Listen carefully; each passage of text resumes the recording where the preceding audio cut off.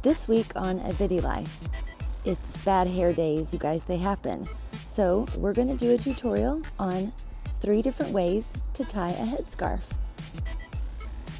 The first one is called the top knot. It looks like a little rose on the top.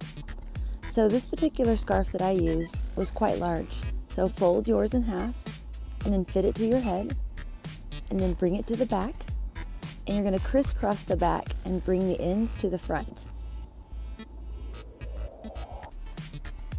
Now you're going to twist the ends together all the way to the end, and then it'll start folding in on itself. And so you're going to keep folding and create a circle.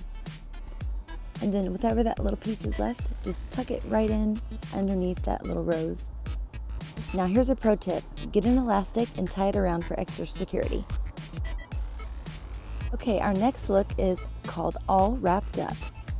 This is a turban style way to wear it, and you're going to do all the steps in the last one we did and start there. Once you have your rose or your top knot, tuck the whole thing in by folding it over and tuck it into the very top front. And there you go. Okay, our last look is called Not Today.